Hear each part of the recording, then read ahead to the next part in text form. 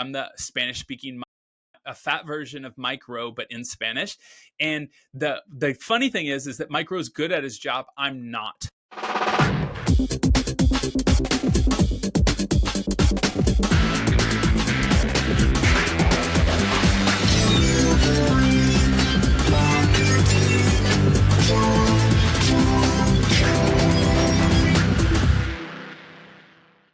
Hey there, and welcome to a brand new episode of Delivering Marketing Joy. I am your host, Kirby Hasseman, and joining me today is a brand new rock star, and I mean that in every sense of the word. This is going to be a fascinating conversation. I can't wait. He's a marketing coach. He's a TV host. He's a college professor. He's a foreign affairs correspondent, and so much more. Peter Murphy Lewis, thanks so much for taking the time, man.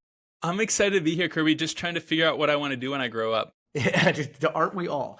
But here's the thing. I've heard of the idea of having a life resume. And when I saw a little bit of background on you, I'm like, nah, this guy has a life resume. And so that's super cool for you.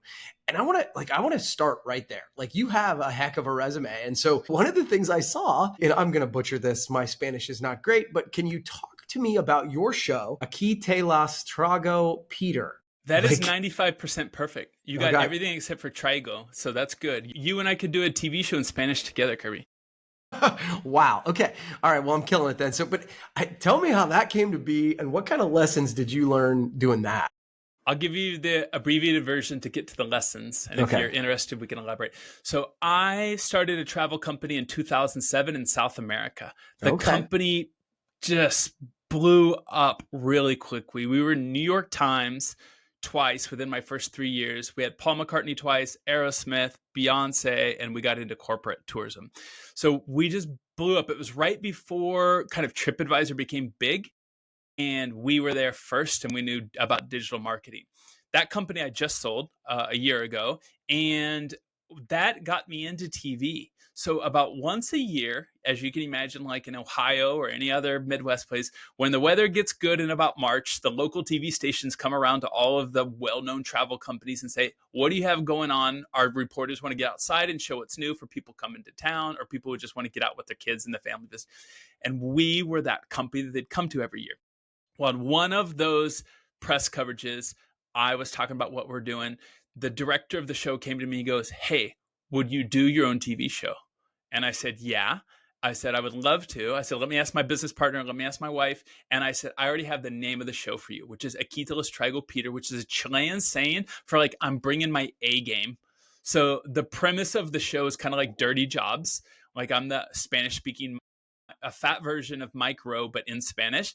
And the funny thing is that Mike Rowe's good at his job. I'm not. So bringing your A game is making fun of me because I can't fry an egg, Kirby. I love it. That is super funny. So, so you just traveled around and did things like this? Yeah. So I did 3 different TV shows. It still hasn't ended. It's re-airing all the time. We're going to get a 4th season soon. And I've just filmed another TV show for a different channel. And we did 100 different jobs, just like Dirty Jobs. And then I learned people's life by learning about their work passion and what they do for a living. And kind of going to your second question, like what lessons? The lessons are about storytelling. So I mentioned I started as a marketer when I was 27 years old with my own company. The TV show helped me polish those skills to learn how to listen, to learn how to convey someone's story, right? When you have 2 cameras on you, a sound guy, a director, an assistant, if every minute that you take up without being able to share someone's story correctly, that's, it's $500 in overhead that someone's paying for because I'm not good at communicating. Wow. Yeah, that's really interesting. I've never thought, I never quantified it like that. That's really good. So, I got to go check this out. So where do I find it? Cause it's on YouTube. And if your Spanish is okay, you'll understand it because I speak like a gringo. So if you took it in college for 4 years, you'll understand me. And the subtitles, the auto-generated subtitles on YouTube are fantastic. That's cool. Okay. All right. Well, I've learned something. I'm excited already. So again, let's transition to another role, another part of that resume. You're now a CMO in Silicon Valley. So let's talk about strategies for content and to grow a real audience. What advice do you give a brand wanting to do that? Yeah. So currently, I am a fractional CMO, which means that I work for 2 to 6 companies at any given time. The framework that I usually do starts to do trying to understand them. I think that every marketer who listens to this show understands that. But the way you go about doing it is different, right? So I've worked with a private equity client for the last year. Before I hit record, I was working for a distressed asset, a private equity, and so we had 30% churn. So you can imagine my clients didn't want me listening to them, right? Like they wanted to get out of their contract. So there's lots of different ways to figure this out. Um, you know, I like to talk to my sales team and I say, for every prospect call you talk to, ask them if they'll take an Amazon card, or if they can hold on for 5 minutes and they'll pass me to the marketer and say, hey, I really liked your insights, like this is helpful. I am blown away by the amount of people who will say yes, to give direct feedback. And if you listen and you're not trying to take their answer and put it into like a multiple choice, like the way that we used to have lead forms, Yeah. 5 years ago, before we just started asking, like, how did you hear about us and why did you decide to book the call, and let the person tell us. Those are kind of the 101s for listening. And then from there, it depends on my client's budget. I try to determine usually two things. What is the current channel that is working and why? And then what is the second channel that I believe is going to have the most amount of success?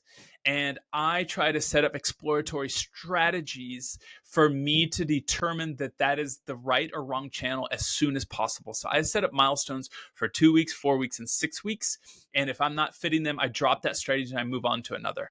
Yeah. Speed, I think, is a superpower, because I think we get married to our own ideas sometimes. So I think that's really good.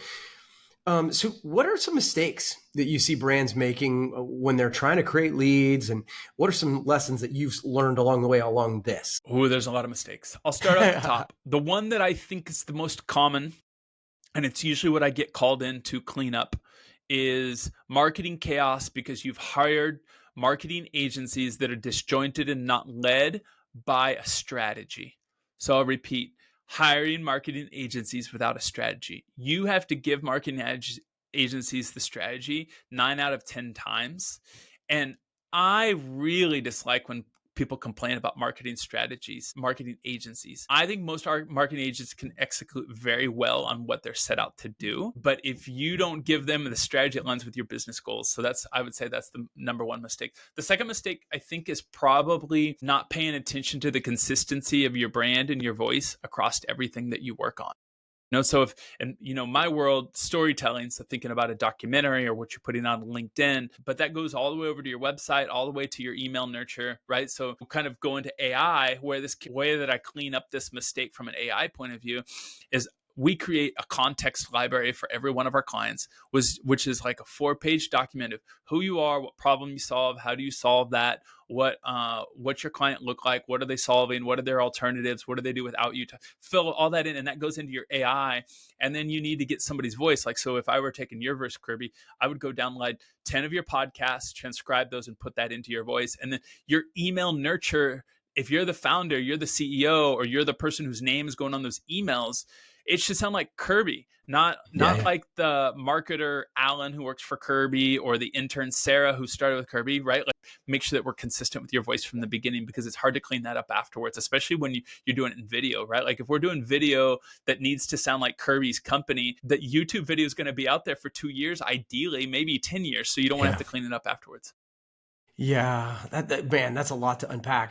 That first one in particular, I think, selfishly as a marketer, I think you're right about having a sort of a strategy in place. The other thing I'd say is I see where maybe they do set a strategy, but then they want to, what I call marketing on demand, right? Okay, we've set the strategy, but I've got a new idea tomorrow. And then the sales team wants this other thing over here. And then the thing over here. And it's like, well, but we said we wanted to do this thing.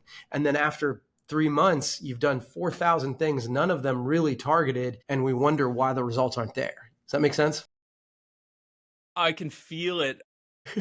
I wake up, I have a very distracted client right now They have a successful company. They've been around for a decade and a half. They're very profitable, great service, but they haven't had any marketer in their company in 3 years. They have no funnel, no assets, no case studies. I'm not Kirby. They were paying $40,000 for HubSpot and they didn't have an email sequence set up. So, yikes.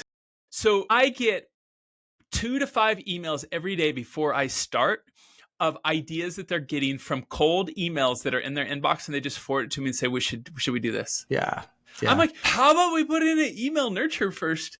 Yeah, it's just, yeah, no. Okay, so I definitely poured a little lemon juice in a paper cut for you there, didn't I?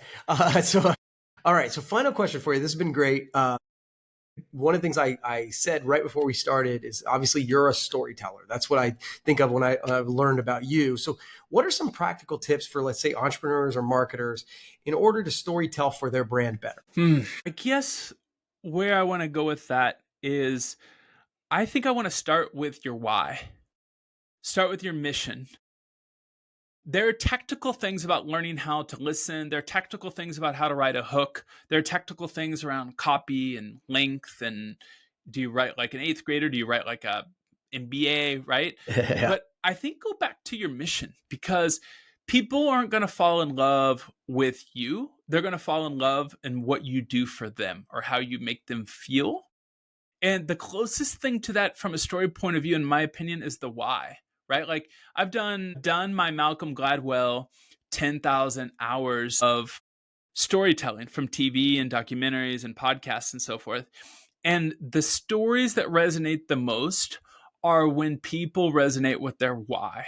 So, I'll do a short little clip about a mom and I'll get tons of DMs like, the way she feels about her son, I feel the same way. Or I do one about a plumber. The why he keeps doing this because his grandpa taught him reminds me of my grandpa who was a banker. Yeah.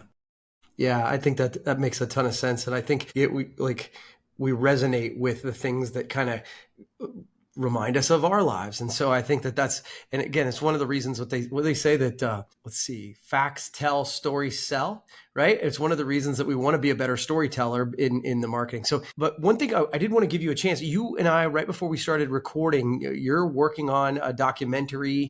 It's the second, I think, that you're doing. And you're actually going to be, at least in my neck of the woods when we're talking about this here. So can you talk a little bit about this and where can people find information about that?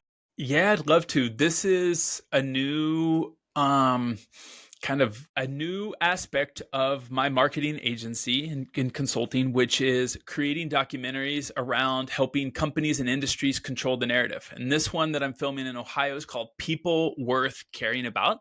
It is coming to you on Amazon Prime and Roku and Samsung. They just asked for us to submit that. We did one in Nebraska last year, and then next week I'll be doing it in your state of Ohio, and that'll be coming out in May.